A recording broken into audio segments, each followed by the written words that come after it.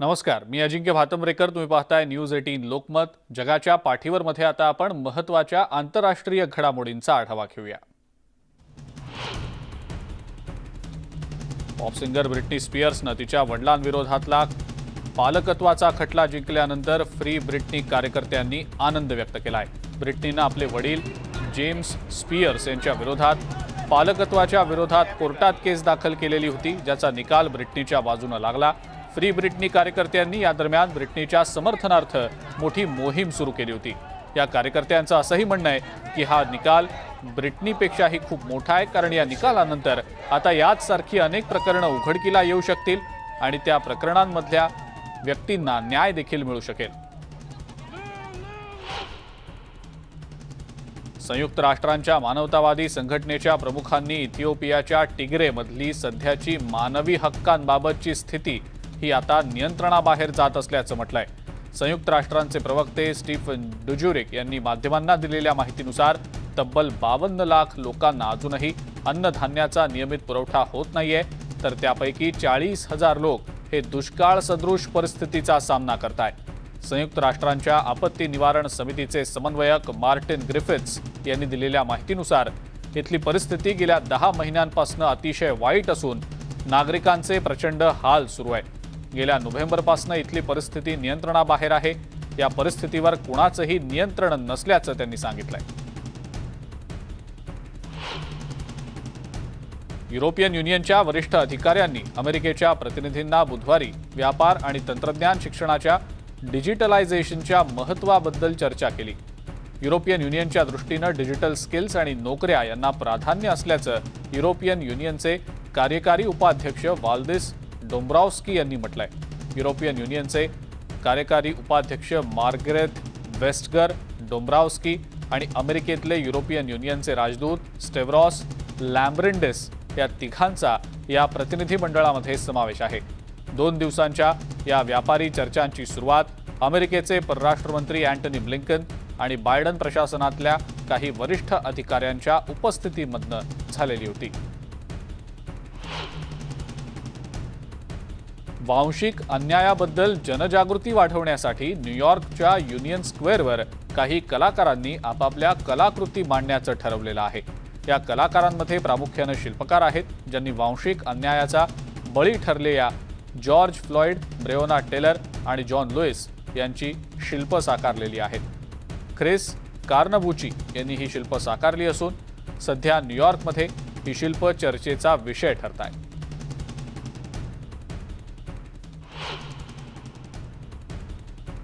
आयात केलेल्या मालाला मिळणारी मागणी पाहता लॉस एंजेलिसच्या बंदराबाहेर डझनांहून अधिक कार्गो जहाजं थांबल्याचं दिसतंय.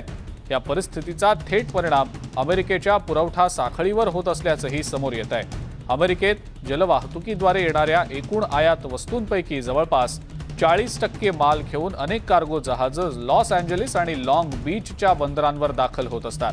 दक्षिण कॅलिफोर्नियाच्या किनारी भागातही कार्गो जहाजांची आवक वाढल्याचं आता समोर आलेलं आहे. बंदरांपासून देशाच्या इतर भागांमध्ये हा माल पोहोचवण्यासाठी सध्या ट्रक, ट्रेलर यासारखी पुरेशी अवजड वाहनं नसल्यानं या कार्गो जहाजांमधनं आलेला माल उतरवला जात नसल्यानं ही जहाजं बंदराबाहेरच थांबवण्याची वेळ आता इथं आल्याचं बघायला मिळत आहे. अमेरिकेकडून आलेला चर्चेचा प्रस्ताव ही आपलं उत्तर कोरियाशी असलेलं शत्रुत्व लपवण्याची अमेरिकेची एक प्रकारची युक्ती असल्याचं उत्तर कोरियाचे नेते किम जोंग उन यांनी म्हटलंय. बुधवारच्या प्योंगयांगमधल्या संसदेतील आपल्या भाषणानंतर कोरियन सेंट्रल न्यूज एजन्सीनं या संदर्भातली बातमी देखील दिलेली आहे. किम जोंग उन यांनी दक्षिण कोरियासोबत ताणलेल्या संबंधांबाबतही भाष्य करत उत्तर कोरियाला चिथावणी देणारी भूमिका सातत्यानं दक्षिण कोरियाकडून मांडली जात असल्याचा आरोपही केला गेलाय. येमेनी सरकारी यंत्रणा आणि बंडखोर हौती मिलिशिया दरम्यान बुधवारी एका कैद्यांची सुटका करण्याची प्रक्रिया पार पडली. या प्रक्रियेसाठी स्थानिक तैज प्रशासनानं मध्यस्थी केली होती, ज्याला यश मिळालं.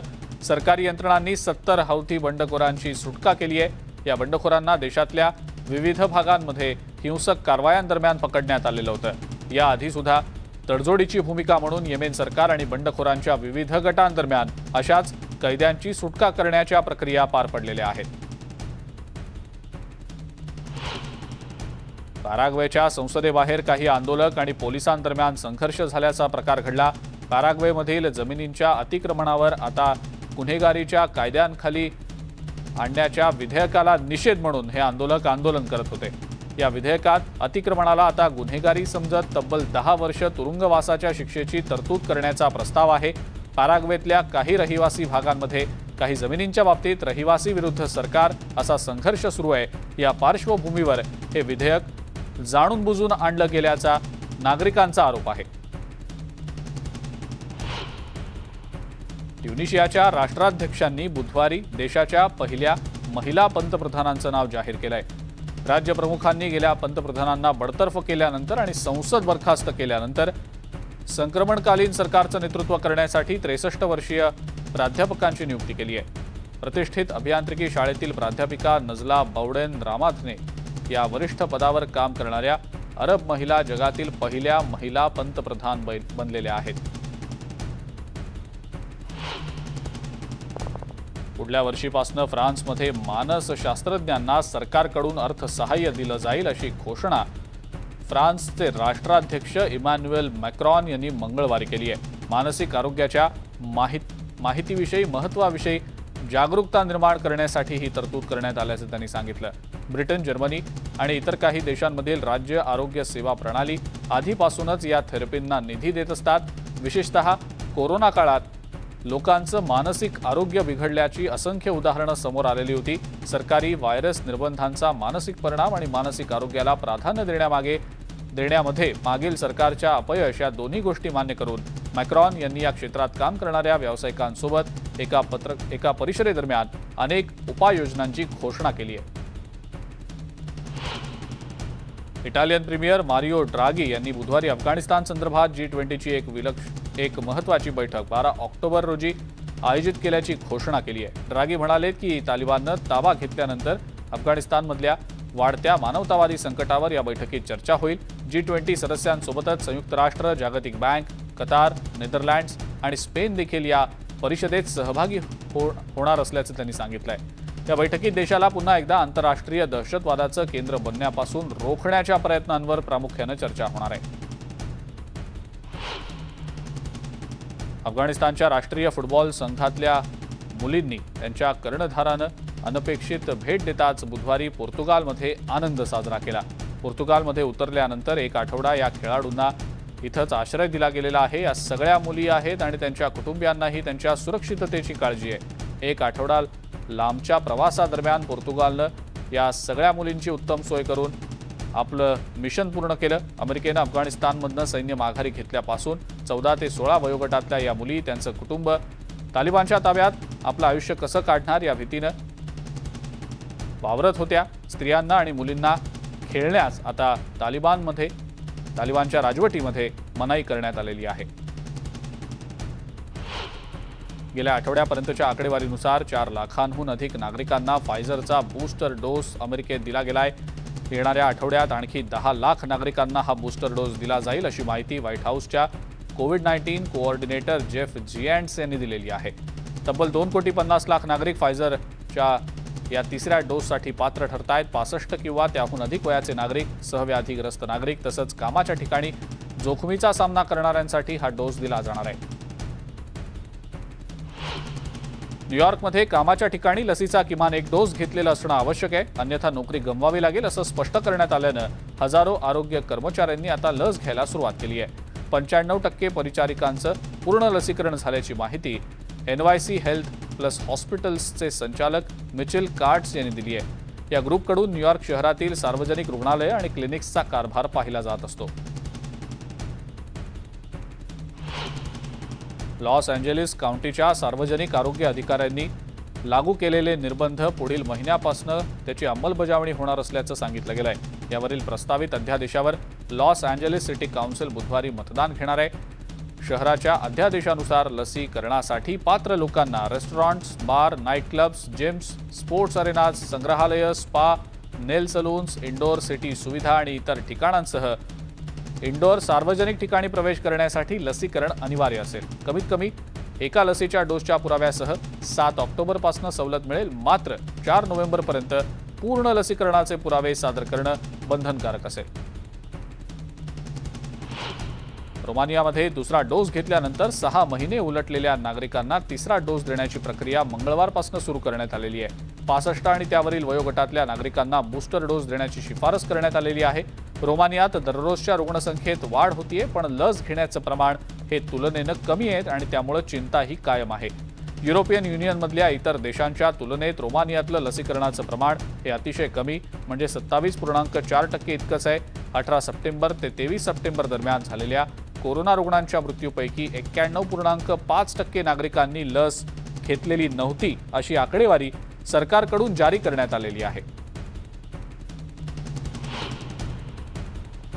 जॉन हॉपकिन्स विद्यापीठातल्या centre for system science and इंजिनिअरिंगनं दिलेल्या माहितीनुसार अमेरिकेत पुष्टी झालेल्या कोरोना रुग्णांची एकूण संख्या गुरुवारपर्यंत 43.3 दशलक्ष इतकी झालेली होती. मृतांची संख्या 6,95,000च्याही पुढे गेलेली आहे. कोरोना रुग्ण आणि त्यामुळे मृत्यू झालेल्यांच्या संख्येत अमेरिका जगात आघाडीवर आहे. देशात 12 वर्षांहून कमी वयाच्या मुलांसाठी अद्यापही लस मंजूर झालेली नाही. तथापि बऱ्याच शाळा कोरोनाविरोधी उपाय काटेकोरपणे अंमलात आणण्यात अपयशी ठरताना दिसत आहेत, ज्यामुळे शाळांमध्ये मोठ्या प्रमाणावर कोरोनाचा उद्रेक झाल्याचं दिसतंय.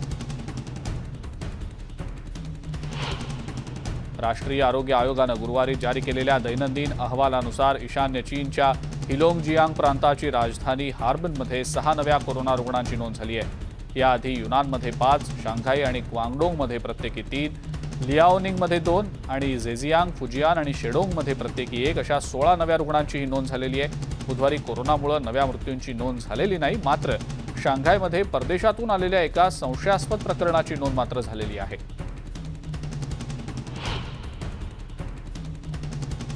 ज्वालामुखीतून बाहेर पडलेला लाव्हारस अखेर समुद्रात पोहोचल्यानं समुद्रात एक नवीन भूभाग तयार झालाय. अतिउष्ण लाव्हारस समुद्रात शिरताना विषारी वायू तयार होण्याची शक्यता स्पेनमधल्या भूगर्भ शास्त्रज्ञांनी व्यक्त केली होती. या वायूंमुळे फुफ्फुसांना हानी पोहोचू शकते, त्यामुळे 3 किलोमीटर अंतरातल्या नागरिकांना घराबाहेर न पडण्याच्या सूचना करण्यात आलेल्या आहेत. लाव्हारसमुळे निर्माण झालेली राख आकाशात 7 किलोमीटर उंचापर्यंत पोहोचल्याची माहिती सुद्धा तज्ज्ञांनी दिलेली आहे.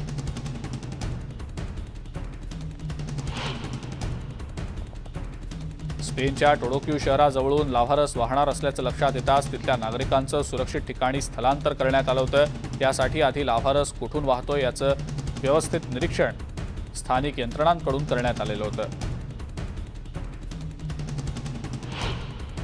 स्पेनमध्ये ज्वालामुखीच्या उद्रेकात नुकसान झालेल्या नागरिकांना आर्थिक मदतीची घोषणा सरकारनं केली आहे. 10.5 मिलियन युरोंची मदत स्पेन सरकारनं जाहीर केली आहे. उद्रेकामुळे सर्व काही गमावलेल्या नागरिकांसाठी मालमत्ता आणि इतर आवश्यक वस्तू खरेदी करण्याच्या उद्देशानं ही मदत जाहीर करण्यात आलेली आहे. या उद्रेकामुळे 589 इमारती, 21 किलोमीटर लांबीच्या रस्त्यांची हानी झाली आहे. युरोपियन युनियनच्या उपग्रहाद्वारे झालेल्या निरीक्षणामध्ये लाव्हारसानं आता 258 हेक्टर शेतजमीन व्यापलेली आहे. ब्रिटनमधला इंधन तुटवड्याचा प्रश्न सोडवण्यासाठी, पेट्रोल वितरणासाठी आणि इंधनाचा तुटवडा कमी करण्यात मदतीसाठी लष्करातल्या ट्रक चालकांची मदत घेण्यात आलेली आहे. ब्रिटनमध्ये इंधनासाठी मोठमोठ्या रांगा लागल्या आहेत. अनेक ठिकाणी पुरवठा करण्यासाठी टँकर चालवणारे चालकच उपलब्ध नाहीत, अशी सध्याची स्थिती आहे. ब्रिटन सरकारनं कोरोना कालावधी लक्षात घेत आरोग्य सेवा आणि अत्यावश्यक सेवांसाठी काम करणाऱ्या गाड्यांना प्राधान्यक्रम देण्याचा निर्णय घेतलाय. इंधन पुरवठा करणाऱ्या टँकर चालकांचा तुटवडा आणि अचानक वाढलेली मागणी यामुळे हे संकट ओढावल्याचं सरकारचं म्हणणं आहे. इंधन तुटवड्याचा प्रश्न सुटण्याच्या मार्गावर आहे, असा विश्वास पंतप्रधान बोरिस जॉन्सन यांनी व्यक्त केला आहे. ही परिस्थिती लवकरच नियंत्रणात येईल, असंही ते म्हणाले. इंधन पुरवठा सुरळीत करण्यासाठी मोठ्या प्रमाणावर प्रयत्न सुरू आहेत. सरकारनं हे संकट दूर करण्यासाठी परदेशी ट्रक चालकांना हजारोंच्या संख्येनं आपत्कालीन व्हिसा देण्याची घोषणा जरी करण्यात आलेली असली तरी स्थलांतरित कामगारांना या कामावर नियुक्त केलं तर कमी वेतन देणारी अर्थव्यवस्था अशी ओळख होण्याचा धोका असल्याचंही बोरिस जॉन्सन यांनी म्हटलंय.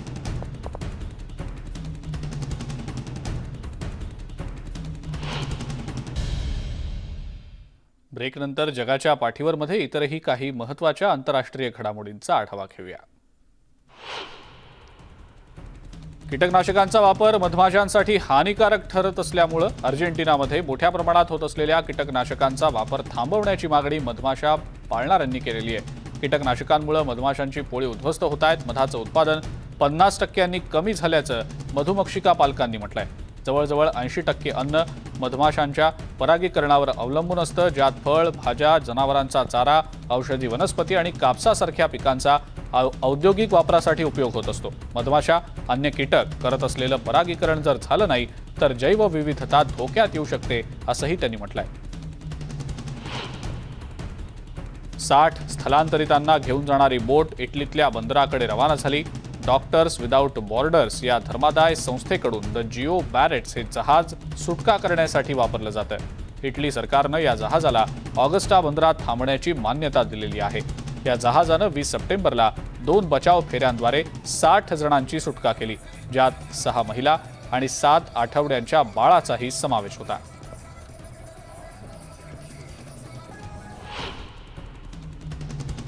आणि या सगळ्या महत्त्वाच्या आंतरराष्ट्रीय घडामोडींसह जगाच्या पाठीवर मध्ये वेळ झाली आहे इथंच थांबण्याची. ताज्या बातम्या आणि अपडेट्ससाठी बघत राहा फक्त न्यूज 18 लोकमत.